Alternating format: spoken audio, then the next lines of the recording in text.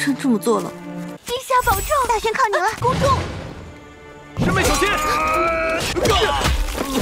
使了阴招都赢不了，师尊要救他了。晚辈孤仙儿，你很快就能痊愈了。本座觉得，仙儿姐姐也是，或许不知分文。这我怎么说得下？可惜天下之大呀，仙儿姐姐。不必担心。Halo guys, balik lagi bersama Mimin from Zero. Di video kali ini Mimin bakalan kembali melanjutkan alur cerita Donghua berjudul Hidden Sect Leader episode 18 ya. Seperti biasa, sebelum masuk ke rekap ceritanya, buat kalian yang menonton video ini tapi belum subscribe, tolong di subscribe dulu ya guys. Dan jangan lupa nyalain lonceng biar nggak ketinggalan update terbaru dari channel From Zero. Playlist untuk Donghua ini juga udah tersedia bagi kalian-kalian yang baru aja bergabung dan belum nonton episode sebelumnya ya. Ya udah deh, nggak usah berlama-lama lagi, langsung saja kita ke rekap ceritanya guys.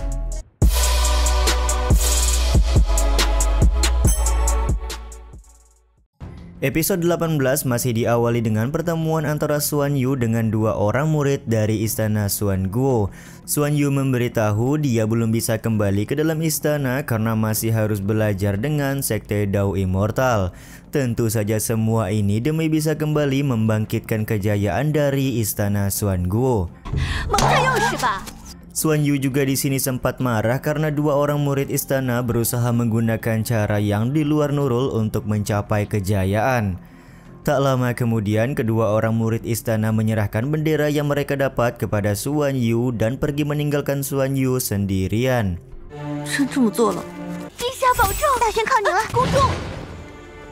Sementara itu, Heitan dan Luoli masih berjibaku melawan murid sekte Wuji Dao yang hendak mengambil bendera dari tangan mereka berdua.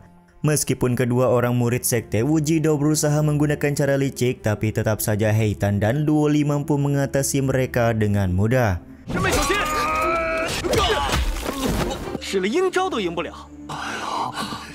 Tak lama kemudian, Xian Er mendatangi dua orang murid sekte Wuji Dao tersebut dan berkata kalau mereka berdua tidaklah berguna karena tidak bisa mengalahkan Heitan dan juga Luoli. Kedua murid ini pun kemudian menjelaskan kalau mereka sudah berusaha melakukan yang terbaik, namun memang mereka berdua bukanlah tandingan dari murid-murid sekte Dao Immortal. Selain itu, Xian Er juga harus membuktikan kalau dia lebih baik ketimbang murid-murid sekte Wuji Dao yang lain. Merasa tertantang, Xian Er pun percaya diri bisa mendapatkan bendera dengan usahanya sendiri. Singkat cerita, ketika Heitan dan Luoli berjalan di tengah hutan, Xian Er langsung melakukan aksinya dengan berpura-pura sedang terluka parah karena diserang oleh murid lain. Sontak hal ini pun membuat Heitan merasa iba dan berencana menolong Xian Er, akan tetapi Luoli meminta Heitan untuk berhenti karena dia masih mencurigai Xian Er hanya berpura-pura saja. Dugaan Luoli tersebut bukan tanpa alasan, di mana luka yang diderita oleh Xian Er bukanlah cedera fatal, tapi kenapa Xian Er seolah seperti orang yang akan mati saja. Xian Er menjelaskan kalau dia mendapat serangan dari orang lain dan sudah menunggu bantuan begitu lama di tempat ini hingga banyak kehilangan darah. Dan itulah yang menyebabkan kondisinya semakin melemah.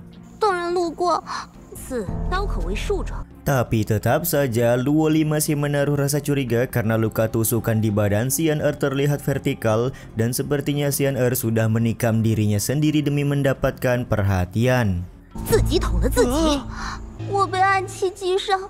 Xian Er di sini kembali berusaha menjelaskan kalau dia terluka karena senjata tersembunyi, jadi tidak mengetahui dengan pasti kalau tusukan pisau di tubuhnya berbentuk vertikal. Meskipun sudah berusaha menjelaskan, Luoli tetap menganggap Xian Er sudah berbohong karena Xian Er berasal dari sekte Wuji Dao yang dikenal senang mencari masalah.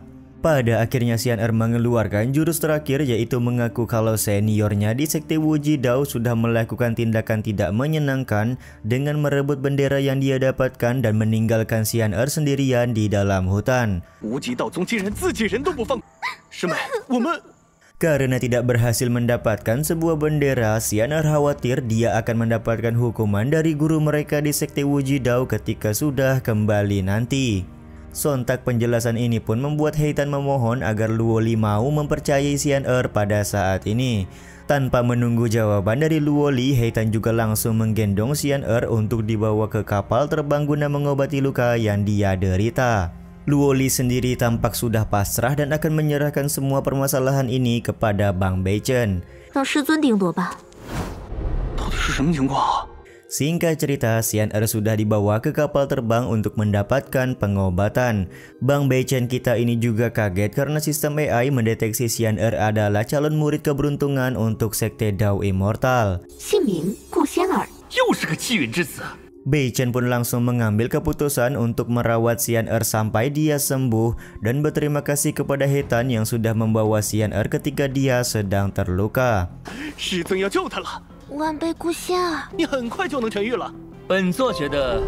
Dengan aktingnya yang begitu mahir, Xian'er berterima kasih karena Bang Beichen sudah mau membantunya kali ini. Di saat yang sama, untuk menghargai murid-muridnya yang melakukan perbuatan baik, Bang Beichen akan memberikan hadiah kepada Heitan dan juga Luoli.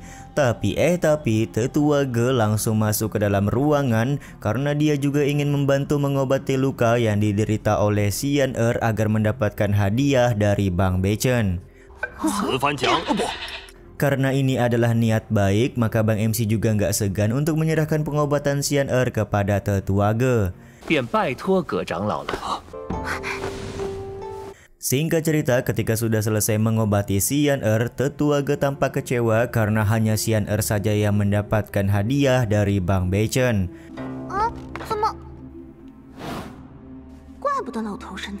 Tak berselang lama, Xian'er juga langsung berterima kasih kepada Bang Beichen yang sudah memberikan perawatan kepadanya.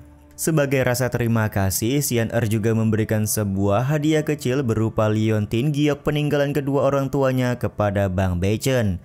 Sambil akting menangis, Xian'er mencoba mendapatkan rasa iba dari Bang Beichen serta murid-murid Sekte Dao Immortal. Dia juga berharap Bang Beichen akan menerimanya sebagai murid baru.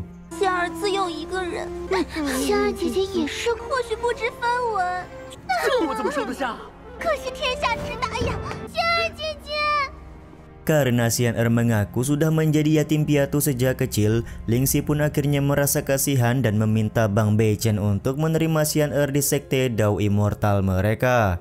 Bahkan di sini Xian'er menjelaskan kalau dia bersedia melakukan pekerjaan apapun termasuk memberi makan babi asalkan dia bisa diterima menjadi murid Sekte Dao Immortal. Sementara itu, Luoli menganggap kalau kesedihan yang ditunjukkan oleh Xian'er hanyalah kepalsuan semata. Terlihat ekspresi wajah Luoli juga masih terus menaruh kecurigaan. Pada akhirnya, Bang Beichen pun bersedia menerima Xian'er sebagai murid dan akan membawanya pulang ke Sekte Dao Immortal. Tapi ada sedikit kejanggalan di mana sistem AI tidak bisa mendeteksi kesetiaan dari Xian'er.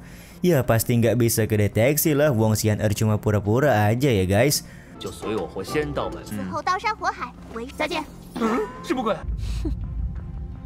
Singkat cerita, Xian'er langsung melakukan tugas pertamanya, yaitu mijitin Tetua Ge yang sedang pegel-pegel. Sambil mijitin Tetua Ge, Xian'er mengungkapkan kalau dia sangat iri dengan Heitan yang mempunyai bakat luar biasa dan dikelilingi oleh orang-orang baik di dalam sekte ini. Tentu saja ucapan Xian'er tersebut langsung dibantah oleh Bang Heitan yang menceritakan kalau dia hanyalah seorang murid yang berasal dari sebuah pedesaan dan juga hampir mati terbunuh oleh rekannya ketika sedang berlatih bela diri. Selain itu, semua murid yang saat ini menjadi murid di Sekte Dao Immortal memiliki kehidupan yang menyedihkan sebelum mereka diterima oleh Bang Beichen di dalam sekte.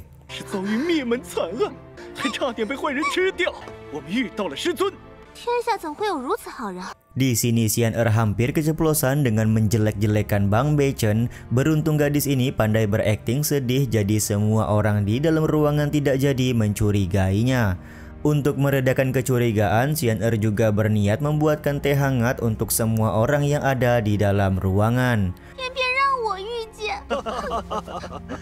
Momen ini pun membuat Tetua Ge langsung memberikan pujian di mana tugas-tugas yang selama ini dia lakukan sendiri bisa sedikit terbantu dengan adanya Xian'er di dalam sekte.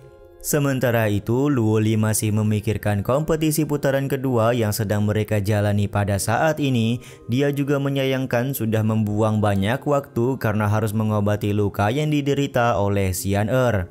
Kekhawatiran ini cukup jelas karena mereka tidak mengumpulkan banyak bendera yang pasti akan menyebabkan kekalahan bagi Sekte Dao Immortal. Serta yang paling parahnya lagi adalah gagal memasuki alam rahasia Tian Yuan. 跟着我们便好了。 会影响师门的排名。 不必担心。 Tiba-tiba saja Zhao Hong dengan pose badan terbaliknya langsung tertawa sembari berbicara kalau teman-temannya tidak perlu khawatir persoalan mendapatkan banyak bendera. Tertawanya Zhao Hong ini juga sekaligus menutup episode 18 kali ini ya guys.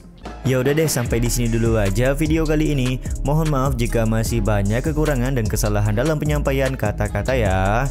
Terima kasih untuk kalian yang udah pada nonton dan jangan lupa subscribe serta nyalain loncengnya ya guys.